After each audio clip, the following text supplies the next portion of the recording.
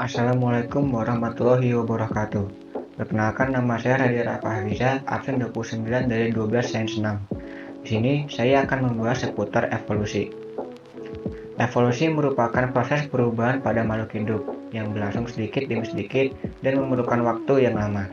Terjadinya evolusi diketahui dari berbagai bukti, baik langsung maupun tidak langsung. Menurut konsep evolusi biologi, dinyatakan bahwa semua makhluk hidup berasal dari spesies yang sama yang hidup pada masa lalu. Adanya pengaruh kondisi yang berbeda-beda mengakibatkan spesies mengalami mutasi, migrasi, gen rekombinasi genetik, seleksi alam, dan isolasi reproduksi, sehingga terbentuk spesies-spesies baru. Oleh karena itu, para ahli berpendapat bahwa evolusi mengakibatkan terjadinya keanekaragaman pada makhluk hidup. Lalu, bagaimana asal mula terjadinya kehidupan makhluk hidup di bumi? Ada beberapa teori yang menjelaskan tentang asal-usul kehidupan, di antaranya teori abiogenesis, biogenesis, kosmozoa, naturalis, dan teori evolusi kimia. Mari kita bahas semua teori satu persatu. Teori abiogenesis atau generatio spontanea adalah teori yang menyatakan bahwa makhluk hidup berasal dari benda yang tidak hidup dan terjadi begitu saja secara spontan. Teori ini dikemukakan oleh Aristoteles, John Stuart Mill, dan Anthony van Leeuwenhoek. Aristoteles melakukan penelitian pada hewan-hewan yang hidup di air. Dari hasil penelitiannya ini, ia menemukan bahwa ikan-ikan yang bertelur akan menghasilkan ikan yang sama persis dengan induknya. Teori Aristoteles didukung oleh John Stuart Mill, berpendapat bahwa mikroorganisme berasal dari air kaldu. Hal ini sesuai dengan percobaannya, yaitu merebus daging, kemudian air kaldu tersebut disimpan dalam keadaan tertutup gabus. Setelah beberapa hari, terlihat air kaldu menjadi keruh karena adanya mikroorganisme.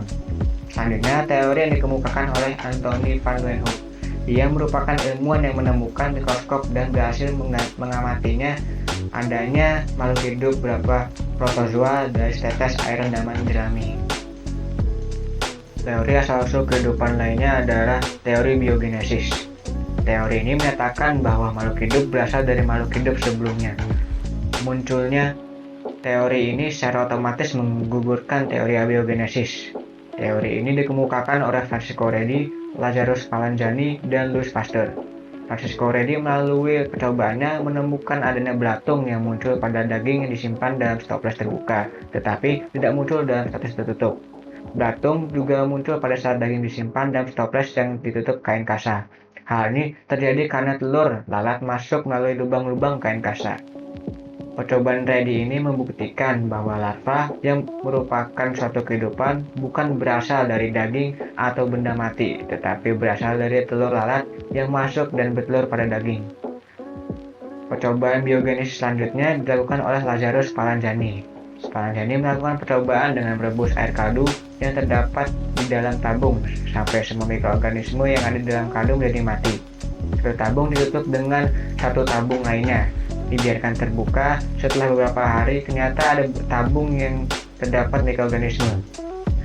Sedangkan pada tabung tertutup tidak terdapat mikroorganisme.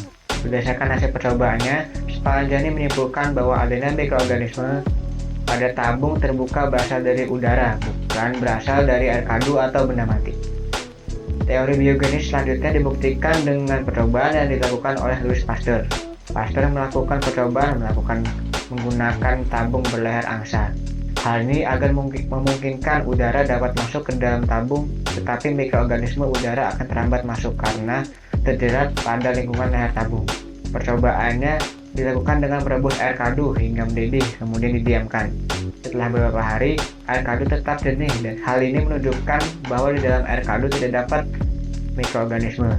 Kemudian, Pasteur memiringkan tabung tersebut hingga air kaldu sampai ke permukaan leher tabung yang kemudian terkontaminasi oleh mikroorganisme udara. Akibatnya, setelah beberapa waktu, air kaldu menjadi keruh karena terdapat mikroorganisme. Dari percobaan ini, timbul anggapan bahwa omnivivum ex ovo dan omnivivum ex vivo, yang berarti kehidupan berasal dari telur, dan telur berasal dari makhluk hidup. Nah, percobaan dilakukan oleh Needham, Palanzani, dan Pasteur menggunakan bahan yang sama, yaitu air kaldu. Kita bisa melihat beberapa faktor pembeda lainnya dari ketiga percobaan tersebut. Perlakuan terhadap air kadu yang diuji oleh Needham adalah merebus air beberapa menit, kemudian menutup tabung dengan gabus, sedangkan Spallanzani merebus air kadu cukup lama sehingga semua mikroorganisme mati.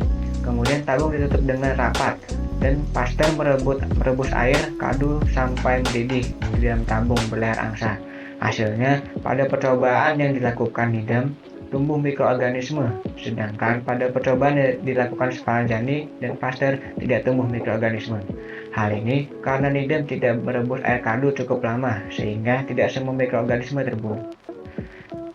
Mungkin segini saja penjelasan saya mengenai teori evolusi. Kalau ada salah kata atau data yang kurang tepat, mohon untuk dimaklumi. Sekian dari saya. Wassalamualaikum warahmatullahi wabarakatuh.